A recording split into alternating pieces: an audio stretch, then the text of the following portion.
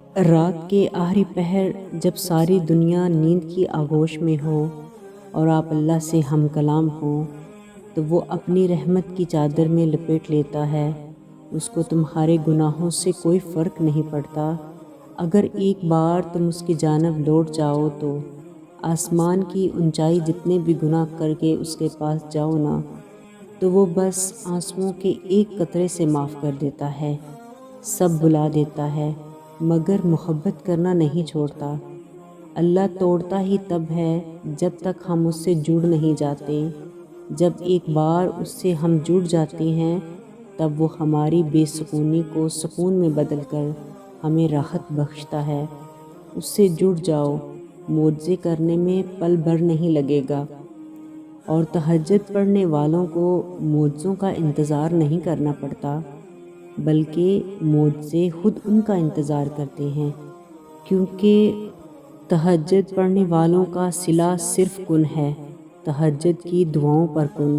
تہجد کی طاقتوں کے سامنے کوئی بھی طاقت نہیں ٹک سکتی، تمہارا مقدر بھی نہیں۔ کچھ تو خاص ہے جو رکاوٹوں کے سامنے ڈگمگاتی نہیں، اللہ کو مناتی ہے، اور تب تک مناتی ہے جب تک وہ مان نہیں جاتا۔ نصیب والوں کو تہجد کا سجدہ نصیب ہوتا ہے، اور دعا کی توفیق بھی۔ اللہ دعا مانگنے کی توفیق دیتا ہی تب ہے جب اس کو تمہاری دعا قبول کرنی ہوتی ہے، تمہاری دعا پہ کن فرمانا ہوتا ہے۔ اور بے شک اللہ مانگنے والوں کو کبھی خالی ہاتھ نہیں چھوڑتا۔ اللہ تو ان دعاؤں کو بھی سنتا ہے جن کو ہم لفظوں میں ڈال نہیں پاتے۔ وہ جانتا ہے کہ تڑپ کو ٹھنڈا اور زخم کو مرہم کب کرنا ہے، اور جتنے تمہارے زخم گہرے ہوں گے اتنا اس سے بات کر کے اپنے دل کو سکون میں پاؤ گے۔ وہ کبھی آس کا دریا رکنے نہیں دے گا، کبھی محبت کا لمحہ تھمنے نہیں دے گا۔ امیدوں کا چمکتا ہوا دن امر ہو کر رہتا ہے، اور تمہاری خواہشوں کا پورا ہونا لکھا ہی ہوتا ہے۔ وہ السمیع العلیم ہے، وہ کیسے اپنے در سے واپس جانے دے۔ اللہ سے زیادہ کون سمجھتا ہوگا بندے کے دکھوں کو۔ وہ خالق اپنی تخلیق کی ہر ایک نس سے واقف ہے۔ اللہ تم سے بہت محبت کرتا ہے۔ وہ تمہیں ہر اس لمحے میں سنتا ہے جس میں تمہیں خود بھی تمہاری آواز سنائی نہیں دیتی۔ وہ معجزوں کا بادشاہ ہے، اس سے اپنی خواہشات پوری کرنے کے لیے نہ مانگا کرو، بلکہ اللہ کو اپنا دوست بنانے کے لیے مانگا کرو۔ اللہ تمہارا دوست بننے پر تمہیں تہجد تک لے آئے گا۔ تم سوچتے ہو کہ تہجد میں مانگی جانے والی دعاؤں پر معجزے کیسے ہوتے ہیں؟ معجزے دعاؤں پر یقین اور دعائیں قبول کرنے والے پر توکل کرنے سے ہوتے ہیں۔ جائے نماز پر سجدہ کرتے وقت گرنے والے آنسوؤں نے جب روانی پکڑی ہو، وہی قبولیت کا وقت ہوتا ہے۔ صبر کی جہاں آخری حد ہوگی، وہی سے کن کا مرحلہ شروع ہوتا ہے۔ اللہ تمہاری پلکوں کو گیلا کرنے والے آنسوؤں پر تمہاری دعاؤں کی قبولیت کے لیے مان جاتا ہے۔ وہ تمہیں تمہاری طاقت سے زیادہ آزماتا نہیں۔ سجدے میں تڑپ سے لگائی ہوئی ایک پکار اللہ کو دعاؤں کی قبولیت کے لیے کافی ہوتی ہے۔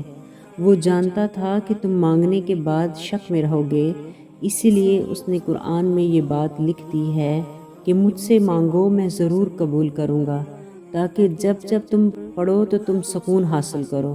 اور اگر اللہ نے تمہاری دعائیں رد ہی کرنی ہوتی تو جائے نماز تک ہی کیوں لاتا۔ وقت تہجد آنکھوں سے بہنے والا ہر آنسو رب سے دعاؤں پر کن کہنے کی سفارش کرتا ہے۔